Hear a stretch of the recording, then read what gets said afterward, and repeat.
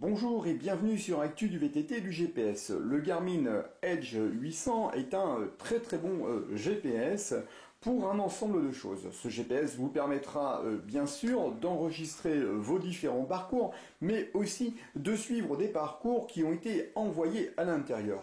Alors sans en plus attendre, allons voir un petit peu comment fonctionne ce GPS.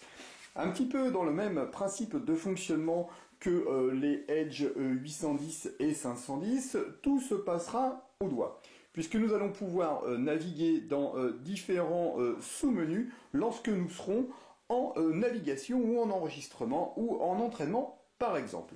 Alors comment se passe au niveau du Edge 810? Nous allons bien sûr faire une pression de plus ou moins 3 secondes sur Power pour allumer notre appareil, mais nous aurons aussi un menu caché.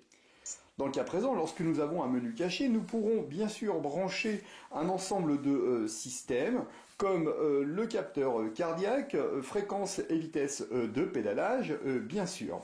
Nous pourrons aussi changer à tout moment le type de vélo que nous aurons rentré à l'intérieur, puisque pour chaque bike, nous allons pouvoir faire des programmations. Alors pour passer d'un vélo à un autre vélo, il vous suffira de venir cliquer sur le vélo pour avoir des données qui lui seront spécifiques, ou lorsque vous êtes dans un cas d'entraînement, si vous souhaitez vous entraîner avec votre VTT, avec votre vélo de route ou de triathlon par exemple. Nous pourrons bien sûr agir sur la luminosité de notre écran, de verrouiller par exemple l'écran. Une fois que l'on veut sortir de ce menu, il nous suffira de cliquer sur la petite croix rouge. Au niveau de nos menus, nous allons retrouver 4 icônes, les 4 icônes qui seront subdivisées en fonction de ce qu'on va vouloir obtenir. Mais nous avons aussi la petite fonction croix qui nous permettra de sortir de la fonction, et la petite clé qui nous permettra d'aller dans les paramétrages de réglage de base. Alors allons faire un petit tour directement dans nos paramétrages de base. Je clique sur la petite croix, je vois paramétrage du vélo, du système, profil de l'utilisateur, la balance, parce qu'avec la fonction INT, on peut éventuellement connecter une balance. Et à propos du GPS, là ce sera les informations par rapport au logiciel interne. Alors paramètres du vélo, eh bien on va pouvoir rentrer par exemple le profil du vélo. Donc à l'intérieur du vélo, on va pouvoir rentrer les détails du vélo, c'est-à-dire le nom du vélo, le poids du vélo, ainsi que la distance qui a été parcourue par ce vélo. On va pouvoir bien sûr connecter nos différents capteurs. Donc là donc à présent il suffira que si j'ai des capteurs, je clique sur oui et aussitôt l'un et l'autre vont tenter de rentrer en communication. Donc, je vous laisserai faire cette partie-là en fonction du modèle du Edge que vous aurez choisi. Donc pareil de nouveau, on va pouvoir choisir un deuxième vélo, bien sûr, puisque vous pourrez utiliser un VTT, un vélo de route, un vélo de triathlon, et ce que vous voudrez, tout simplement. Au niveau de l'app, là donc à présent, c'est déclenchement automatique par distance. Dès lors que vous êtes en mouvement, ça se met et ça s'active. Donc à vous de voir quelle est la fonction qui vous intéresse. La fonction pause automatique, c'est-à-dire c'est l'arrêt de l'enregistrement lorsque vous faites une pause, par exemple. Là, dans le cas présent, si arrêt, mon enregistrement est stoppé. Dès lors que je redémarre avec mon vélo, mon enregistrement reprend. Ainsi de suite, au niveau du défilement automatique, par exemple, je le désactive. Alors c'est quoi le défilement automatique? C'est ce que je vous montrais tout à l'heure avec les différents menus de base, c'est-à-dire cartographique, d'enregistrement de distance. Tout à l'heure je vais vous remontrer. Là en cas présent il a été désactivé. Soit vous pouvez tourner en boucle, c'est-à-dire lent, moyen, rapide. Alors c'est l'élément que je vous montrais ici. C'est-à-dire que là, ça pourra éventuellement tourner en boucle. Alors le problème, c'est lorsque vous êtes en guidage et que vous voulez le fond de carte et puis qui se met à tourner, d'un seul coup, vous allez voir le retoucher, vous allez lâcher le guidon et en point de vue sécurité, c'est quand même pas top.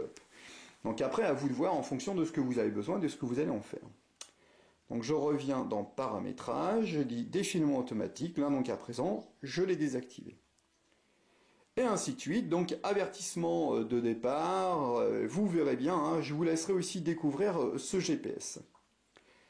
Donc paramètres système, donc au niveau du GPS, là c'est vraiment que lorsqu'on va être dans le cadre de la navigation, donc à présent notre mode GPS est activé, Je vais venir sur activer, donc je peux activer ou désactiver ou passer en mode démo si je le souhaite. Au niveau d'affichage des satellites, hop, au niveau des affichages des satellites, là donc à présent j'ai une très très bonne réception. Voilà. Au niveau de l'écran, eh bien toujours allumé, fond par défaut. Donc on peut aller voir par exemple fond par défaut et on peut rentrer éventuellement ces différents types de fonds et le customiser, à vous de voir. Hop, on va prendre celui-là par exemple, comme vous voyez le fond de carte, le fond derrière a légèrement changé. Donc à vous de voir celui qui vous convient le mieux. Allez, tac, hop, j'ai dit bike, je laisse bike, on voit il y a les petits vélos par derrière, vous verrez, bon c'est sympa. On peut aussi activer la capture d'écran, c'est-à-dire vous voulez mémoriser par exemple un défaut de fonctionnement. Tac, vous pouvez venir ici pour activer et pour comment vous expliquer, pour capturer finalement l'écran, il vous suffira d'appuyer sur Power. Alors attention, lorsque vous activez cette fonction, vous ne pouvez pas avoir l'autre menu que je vais vous montrer tout de suite. Alors étalonnez l'écran, hein, vous venez cliquer sur l'écran et vous allez venir toucher l'ensemble des points pour passer. Alors là, hop, je vais vous le faire. Tac, vous allez voir, c'est assez rapide. Une fois j'ai calibré, voilà, l'étalonnage est terminé. Alors c'est lorsque vous rencontrez des petites difficultés. Mode couleur automatique, hein, lorsque vous allez passer en nocturne ou en jour. Donc à présent, moi, je laisse toujours en jour. Hop, je reviens sur mon menu. Lorsque je souhaite lancer un parcours, il suffira d'aller dans Parcours. Une fois que je suis dans le parcours, je retrouve les parcours que j'aurais préalablement téléchargés en utilisant Basecamp, mais ça, ce sera dans la deuxième partie de notre tuto. Je viens ici, je distingue mon parcours. Là, donc à présent, je souhaite éventuellement c'est changer la couleur de mon parcours. Je vais sur la petite clé. Là, donc à présent, donc là, nom du parcours, activer les détails ou pas. Moi, ce qui m'intéresse, c'est l'affichage carte. Et dans l'affichage carte, je marque toujours affiché, je marque désactivé. Alors, qu'est-ce que c'est que ce mode de fonctionnement? Lorsque vous allez utiliser vos différents tracés, si vous mettez activé, ils vont rester sur le fond de carte. Si vous continuez à randonner toujours sur un même secteur, vous risquez d'avoir plusieurs chemins qui se superposent. Et là, ça peut devenir très vitement compliqué. Donc là, donc à présent, on va venir sur couleur. Vous pouvez choisir la couleur que vous voulez. Moi, je vous invite à utiliser plutôt des couleurs très voyantes, comme le rouge, par exemple. Je vous invite à éviter le bleu, comme je vous l'ai déjà expliqué, dans la famille des Edge 810 et 510, puisque lorsque vous allez enregistrer votre trace, vous allez voir qu'après votre petit triangle qui vous matérialise, vous aurez un trait bleu. Donc là, qu'à présent, je choisis rouge, je laisse rouge. Activer les points de parcours, je laisse les points activés.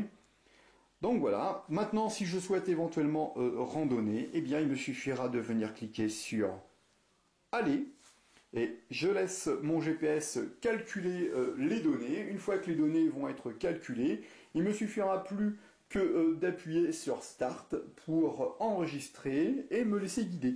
Là donc à présent vous voyez bien le trait rose qui est ici. Donc il me dit voilà il faudra suivre ce chemin là pour venir récupérer le parcours. J'ai plus qu'à cliquer sur Start pour lancer mon enregistrement et suivre la navigation. Comme j'ai laissé activer la zone zoom, dès lors que je vais changer d'orientation, l'écran va se rapprocher de ma trace avec une jolie flèche qui me dit de prendre à droite, de prendre à gauche. Là donc à présent il me dit sud-est à chemin, donc il va m'orienter vers ce fil de chemin. Pour revenir à mon menu, je vous remontre, pour revenir à mon menu, je fais tout simplement un petit clic sur mon écran, hop, je reviens ici, menu, je reviens dans mon menu. Donc, voilà, donc à présent, je vais arrêter mon parcours, mais j'aurais pu le consulter, et ainsi de suite, et éventuellement le renommer. Dans historique, eh bien sûr, je vais retrouver l'historique de mes parcours que j'ai effectués, donc là, donc à présent, dans mes activités par jour, hein, bien sûr, donc là toujours consultable avec le doigt ou en utilisant la flèche, le total, enfin les totaux, c'est-à-dire les distances parcourues et bien sûr le temps que vous avez effectivement roulé, et là lorsque vous voulez tout supprimer, alors attention, lorsque vous supprimez de la mémoire de votre GPS, tout ce qui a été transféré sur Basecamp restera bien sûr sur Basecamp. Ça vous permettra par exemple de soulager la mémoire de votre GPS. Dans les parties entraînement, eh bien dans les parties entraînement, alerte et ainsi de suite, bon moi j'utilise un peu moins, mais je vous invite à vous rendre sur le site Garmin Connect dans la partie entraînement où vous allez pouvoir créer vos phases d'entraînement, c'est-à-dire accélération, détente et ainsi de suite. Moi, c'est un peu moins mon secteur d'activité.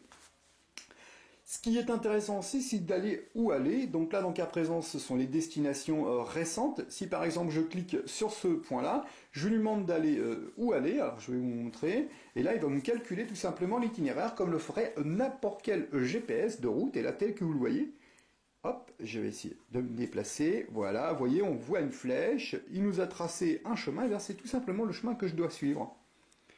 Voilà, hop, je viens ici et je vais le bloquer. Je lui ai demandé d'arrêter tout simplement tout à l'heure la navigation. Donc vous allez pouvoir l'utiliser. Donc là, hop, arrêter la navigation. Je retourne dans où aller. Donc là, dans une position, retour au départ. C'est lorsque par exemple vous êtes parti en randonnée et que là vous en pouvez plus. Vous venez cliquer sur cette fonction-là et lui il va vous ramener directement au départ. Donc c'est vraiment un GPS très très très complet que vous allez pouvoir utiliser dans différents types de profils.